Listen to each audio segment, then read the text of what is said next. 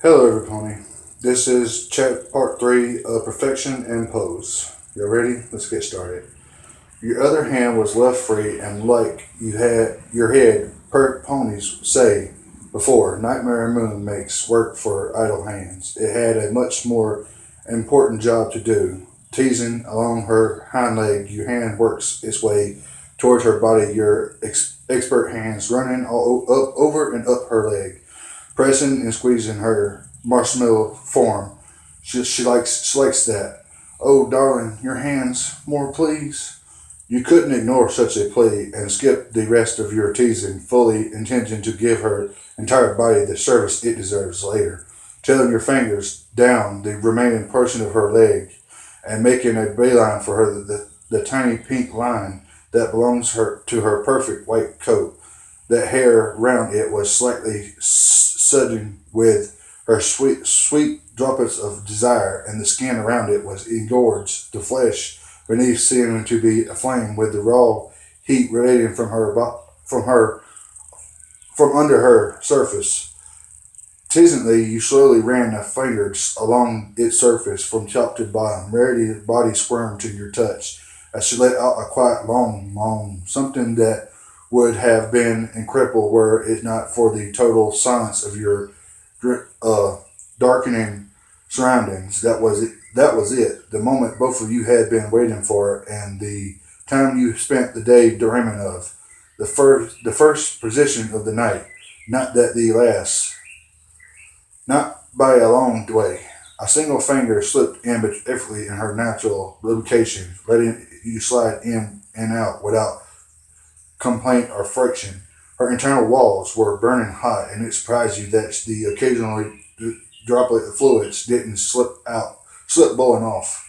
The finger was far from ifless for rarity, though. The sensation of penetration drove her crazy. Only the haste beneath the sorry, only the host beneath her lower lips served the near silence from being shattered completely by the rocking of her uproarious body, causing enough relief on her compulsions to stop the full room was with quiet sounds. There was one finger, carefully slipping another between her folds. You grasped her flank with your other hand, even tighter, just the jostling of her excited body moving your hand round inside of her and filling her body with every more sensations. You didn't think it was fair for that fair that was she was doing all the work and getting all the fun. So you started to bump your fingers in and out, that soaking wetness slicking as you went, her body rocking against the hand, her lips perking slightly into it, time with your own movements. Her tail lay beneath her forgotten, trailing off of the side of her sofa, the edge flickering occasionally as she unconsciously squirmed, rocking her body. The hot soaking liquid now coating your hand, only amplified the slopping sounds mental as your mental thrusting much each other, filling the room with a rhythm beat was frequent, kept increasing as Reddy's body was flooded with stronger and stronger emotions.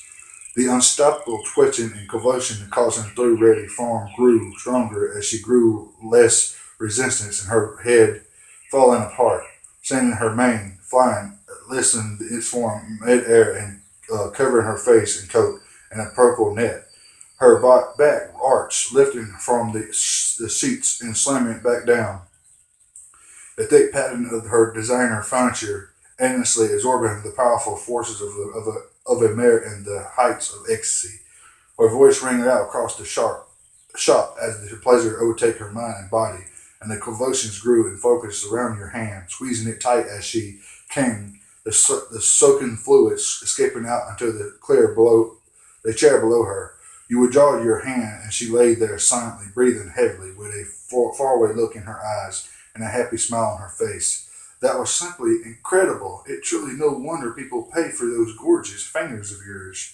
She eventually got out between heavy breaths as she lay there, running a hoof over her head and to wipe away the sweat of a job well done.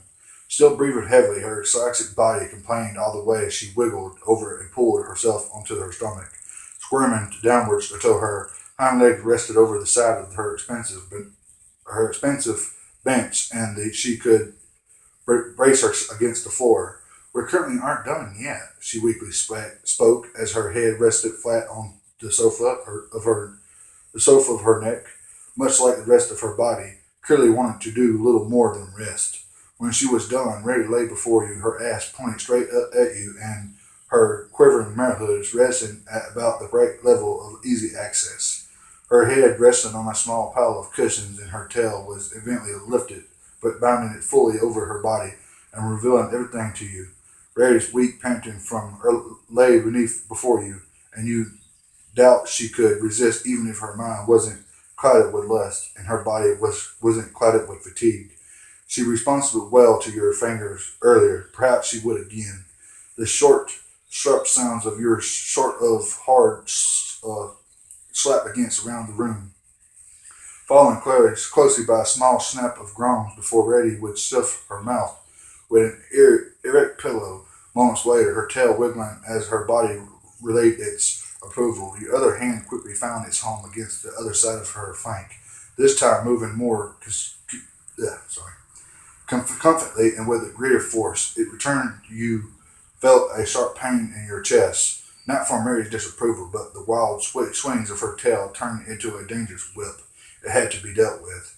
Grabbing it tightly, wrapping it around your palm and a few times you gave the purple tail a good yank, though you could easily see and hear hunts of it. Reddy's pillow muffling squeals grew more impressively, and her tail eyes rolled upwards as she pain tugging eventually more pleasure.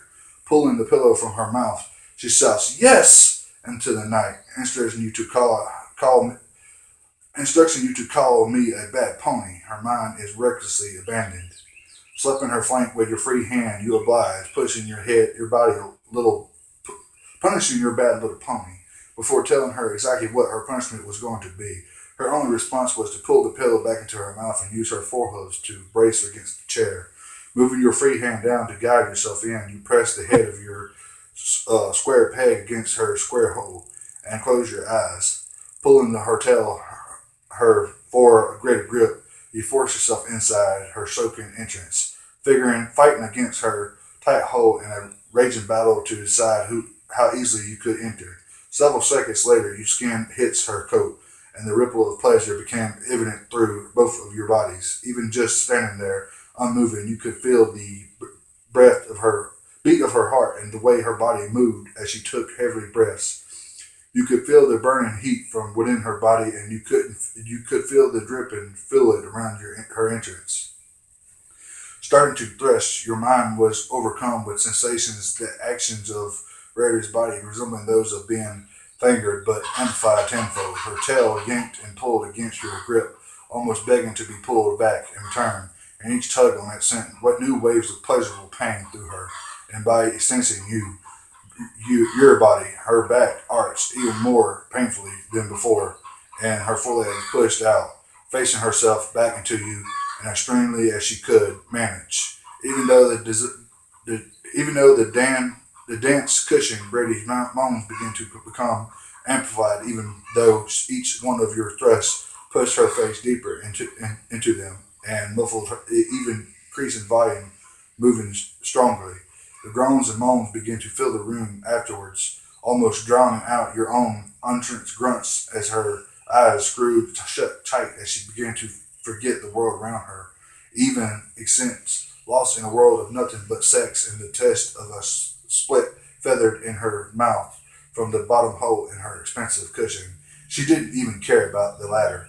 Her already weakened body was incapable of huge feats of endurance, and her tail was soon beginning to squeeze around you as she achieved orgasm for the second time that night. The powerful clenchings was enough to drive you over with her, your hips subconsciously pushing themselves into her as you came, shooting thick streams of hot cum deep inside her, enjoying the feeling of her body withering underneath you. When you become aware of your surroundings again, you pulled out, letting the thick goop drop out of her still body as she lay there breathing deeply with her eyes closed and her mouth full of feathers. She was asleep, the effects of the day's work and a night's exactly feeling overpowering her. The sofa wasn't big enough for two, but she was only a little pony, and you could lift her without too much trouble. Her mane still untidy, fluttering beneath her as you carry her through to her room, causing a little bits of organized chaos that decided to be where you were stepping, standing, shooting pains up through your feet. You didn't drop her, though. That's the important part. But after lowering her into the bed, you got into yourself, holding her close and once more, and pulling the covers over. The bed was imperfect. Reddy's hair, tail, and coat was a mess, and all you could smell was your mixed musk. But I'm sorry.